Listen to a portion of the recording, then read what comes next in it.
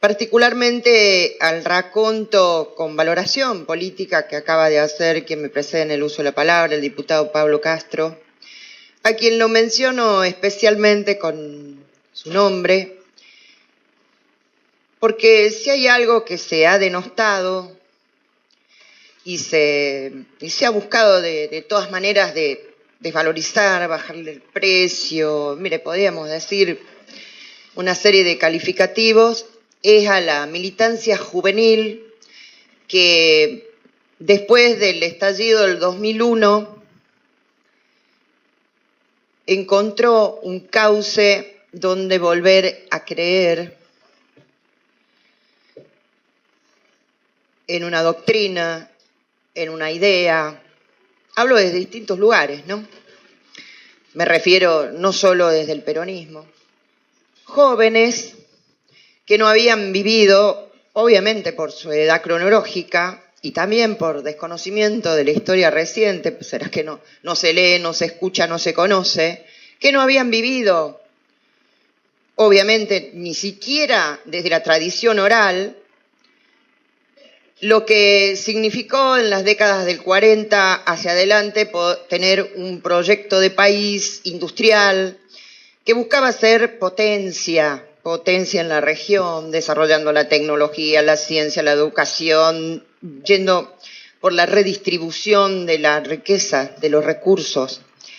Y podría seguir enumerando más, pero en este recinto estamos conociendo, que me refiero a eso que conocemos como el primer peronismo. Y ver, insisto, en que cómo a los chicos y chicas y a esos jóvenes que durante más de una década, más por la solidaridad que por los intereses individuales, en esa época había un término que catalogaba y describía muy bien, ya no se usa, vio que, señora presidenta, van quedando en desuso determinadas modalidades, ¿no?, de dirigirnos a lo que son algunas acciones y comportamientos, pero los yuppies, no sé si usted es muy joven, pero sí lo recordará en términos de conocimiento, que esos eran el modelo de jóvenes. No todo, estoy haciendo casi una lectura clasista, pero me refiero a los jóvenes que eran exitosos, eran los conocidos yuppies, que durante poco más de la década de los 90 estaban perfectamente enganchados en un modelo de vida, un modelo de valores, donde, si se quiere, la especulación, en este caso la especulación financiera, la especulación de que la acumulación de riquezas no es por el trabajo y la producción, sino precisamente por ese toma y daca de la especulación financiera y demás, esos eran los prototipos de jóvenes. Y esos eran los modelos, esos eran los valores. Fue todo una etapa que, por supuesto, tiene raíces anteriores, ya se han señalado acá, pero quiero decirlo porque claramente, después de la década de los 80, de esta década de la euforia y la alegría de la recuperación de la democracia, de la apertura en la participación en todos los ámbitos de la sociedad, etcétera, etcétera, se fue nuevamente acotando esa participación de los intereses populares y, como también ya se dijo, al propio presidente Raúl Alfonsín, yo lo he mencionado en otra oportunidad en este recinto, ya a los 2 años de su mandato, otra vez el poder real, fáctico de las corporaciones, de los intereses económicos, los intereses financieros mundiales, le empezaron a poner coto, y ni hablar de los intereses del campo no de la quinta, ¿no? Sí, ni de la tierra de las macetas, del campo, cuando hasta en la sociedad rural Alfonsín tuvo que enfrentar a precisamente ese poder fáctico que después vuelve a reaparecer. Y ahí en los 90 hubo un quiebre muy fuerte. Muchos, literalmente, que eran militantes o dirigentes o personas interesadas por la vida pública, se quebraron, se guardaron, se quedaron en sus casas. Era difícil creer, muy difícil creer en referentes y dirigentes que llegaban con un discurso, hacían otra cosa y ni hablar que estábamos al servicio como perritos falderos de Estados Unidos, Gran Bretaña, estamos hablando de la década de Reagan-Thatcher. Esto lo traigo porque eso nos dejó una marca, una huella muy fuerte. Viene también otra alianza en la que participamos, pensando que se podría modificar eso, y resulta que esa propia alianza vuelve a convoca una vergüenza a los hacedores del plan económico, para nombrar uno, Cavallo. ¿Quién podía creer en algo en ese momento? Y el estallido, después de más de una década, 12 a 15 años, sucedió. Costando vidas, cortando sangre, costando mucho dolor. Además, ni hablar de los índices de desocupación, ni hablar de que mientras todos estaban contentos, las clases medias comprando 2 por 1, viajando para todos lados, con un dólar bajo, en un dólar pisado, y lo menciono porque las realidades son muy parecidas a las de hoy. Y todos chochos, porque pude viajar para acá, conocí Miami, hice esto, hice aquello, mientras se cerraban todas las persianas. El trabajo genuino, el empleo. Y fue reelecto el hombre, con 23% de desocupación fue reelecto. Así que no me estoy basando y diciendo que nuestro pueblo será infalible cuando elige, ni si se equivoca o no se equivoca, porque me parecen ya a esta altura todo ese tipo de frases hechas. Trato de decir lo que dije al comienzo, que por eso retomo y reivindico a esos jóvenes que hoy no lo son tantos. Pero ¿cómo? ¿De dónde salieron? ¿No? Salían de abajo muchos de nosotros ya en historias, por supuesto, más vividas, e incluso un poco más grandes. Decimos, mira toda esta juventud, tantos chicos y chicas organizados, interesados, haciendo cosas solidarias por la comunidad, por sus barrios. Sí, nos sorprendía a muchos. Y fíjense que esos jóvenes, a los que se ha denostado de todas formas, hoy son referentes, son dirigentes, son cuadros formados con gente que usted puede compartir o no, señora presidenta, pero que se han formado política y socialmente.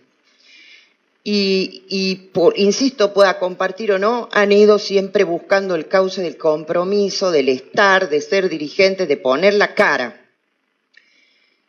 Y entonces, esa es la primera cuestión que quiero señalar, porque si nosotros continuamos y nos dedicamos precisamente a denostar lo que es y lo que tiene que ver con las ganas, con las ilusiones, con la expectativa de generaciones que quieren y piensan y pretenden lo mejor para su país, pero para un país en conjunto, para un país integral, para un país de proyecto. No ese país de yuppies de antes, ni el país de hoy de los traders.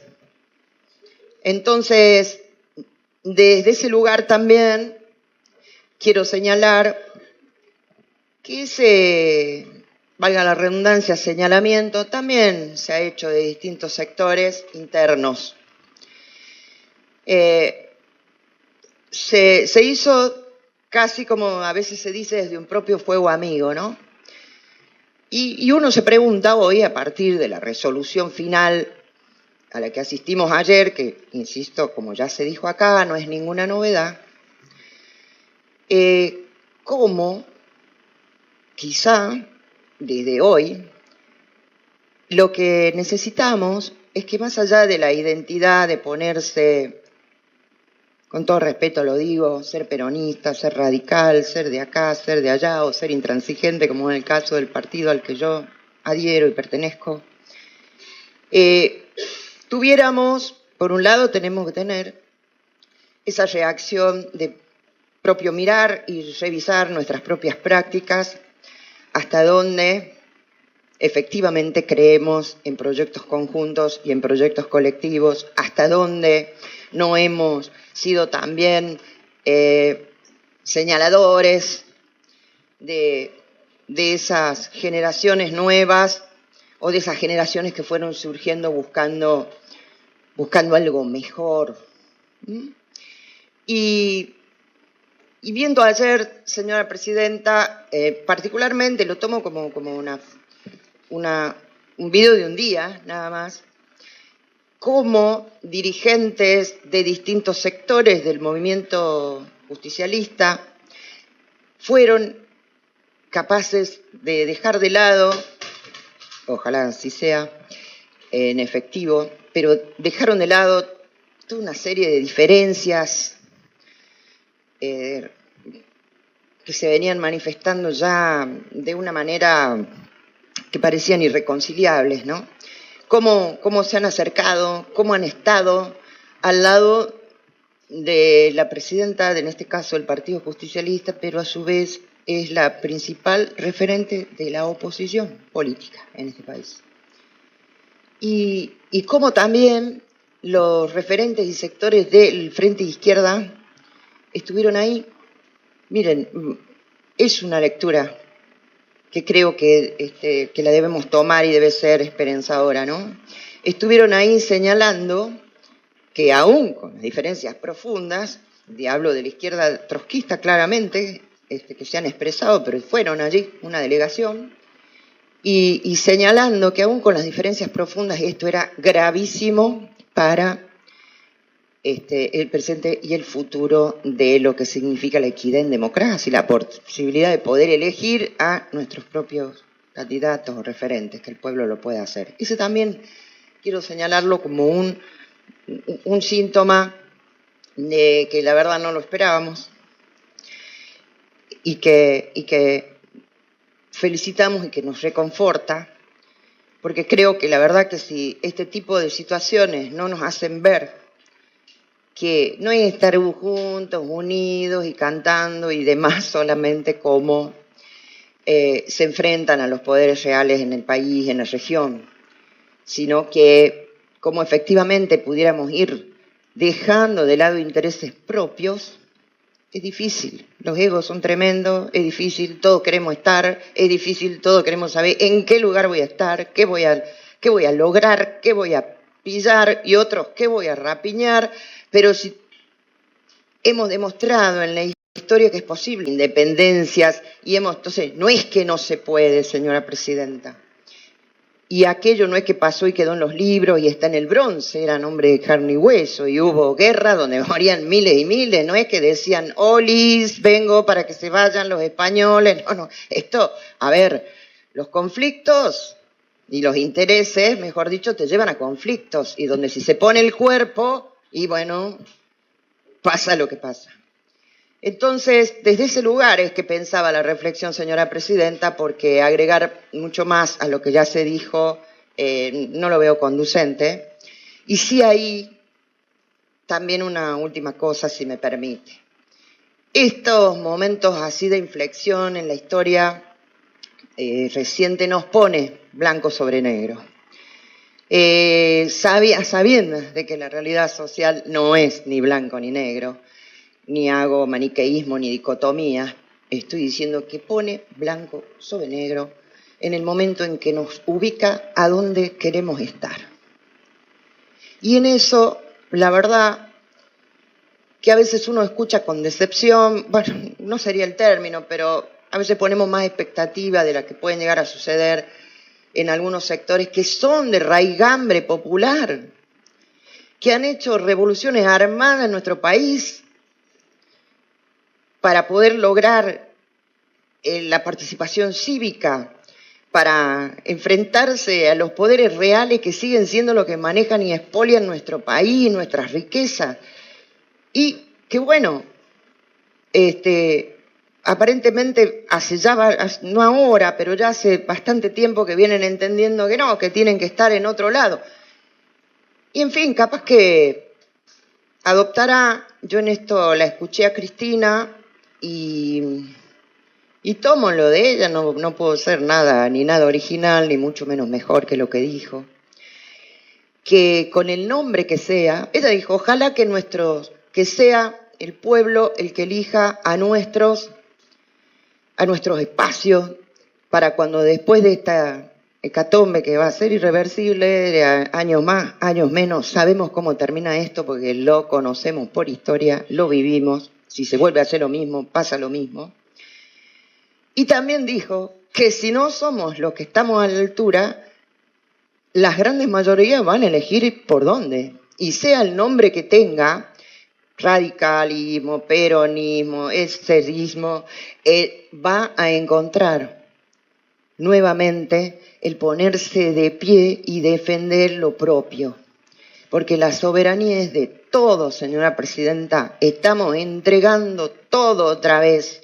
Y estamos mirándonos, la verdad que lamentablemente nos estamos mirando una costilla más, una costilla menos, por eso dije incluso dentro del movimiento nacional, y aceptando como ahora algunos se preocupan en buena hora que se dan cuenta que hay un peligro institucional después de haber recorrido todos los canales de televisión hablando deslegitimando a la presidenta de su propio partido, justicialista, ¿no?